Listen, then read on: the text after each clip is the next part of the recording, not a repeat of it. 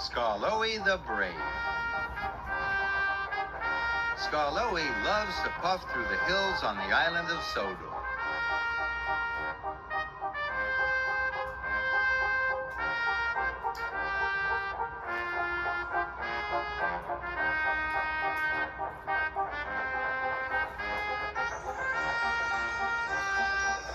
His favorite place is a pretty village high up in the mountains.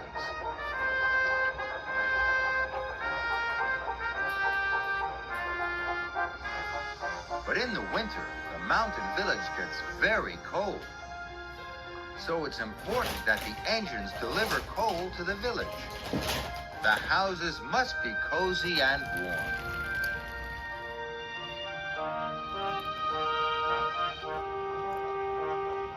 One morning, Rheneas was delivering his empty freight cars to the Incline.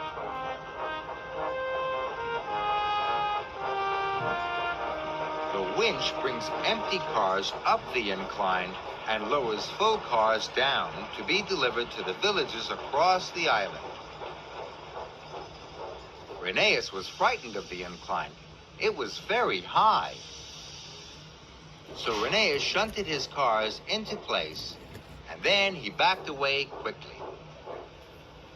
"You are such a scaredy engine," laughed Skarloey. "I'm not scared of anything." Skarloey thought he was the bravest engine in the world. But then, the winch's coupling broke. Oh no!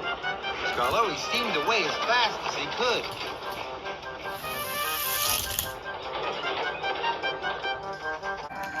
Skarloey raced right past Thomas, who was waiting on the main line.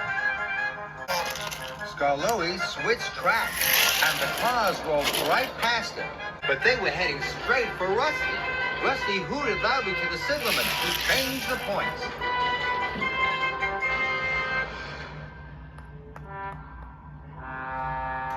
Soon the narrow gauge controller, Mr. Percival, arrived.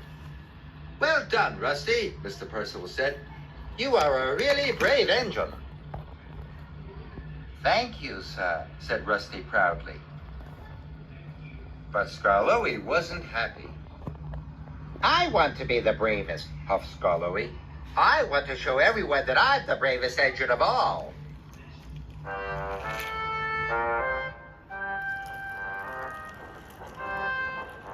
The next day, Skarloey was shunting freight cars onto the incline.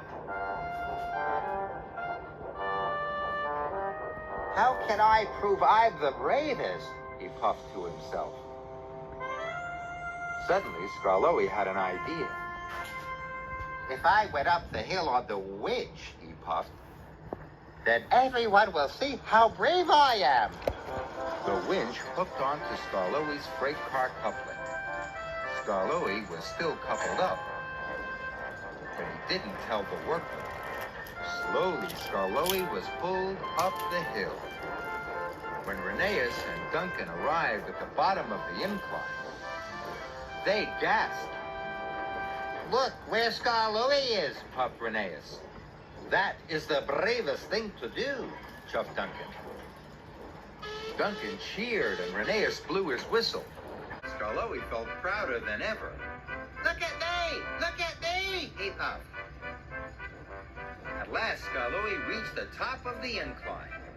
"I'm the bravest engine in all the world!" he called. But Skarloey was too heavy, and the winch broke. Whee! Puffed Skarloey as he raced down the hill.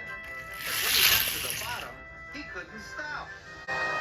Skarloey raced all the way to the transfer yards. He raced past a very surprised Thomas and straight into the snowbank. Mr. Percival was very cross. "Skarloey, you have broken the winch," he said. "The mountain village will get no coal today, and it's very cold." Skarloey felt very bad. "The village won't be cozy and warm," puffed Skarloey sadly. "And it's all my fault."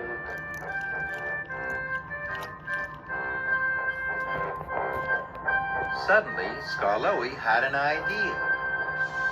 There's only one thing to do, he puffed. I will have to collect the coal myself.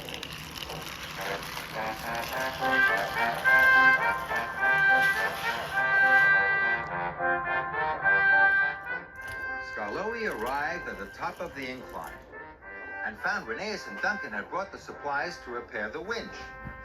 Are you going to take the freight cars down the incline without the winch? Asked Duncan excitedly. That would be really brave, chuffed Rheneas.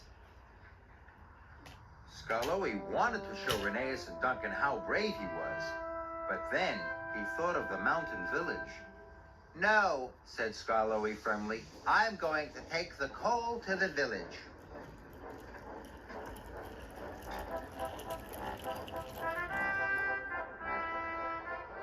So he puffed slowly and carefully back down the steep track.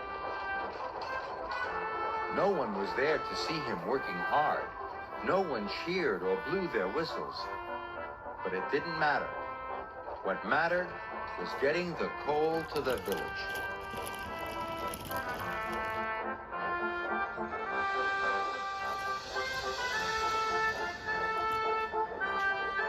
It was late when Skarloey arrived at the village station. The villagers were very pleased to see Skarloey, and they were pleased to have coal to make their homes cozy and warm. They cheered and cheered and cheered. Skarloey was so proud it made his axles tingle.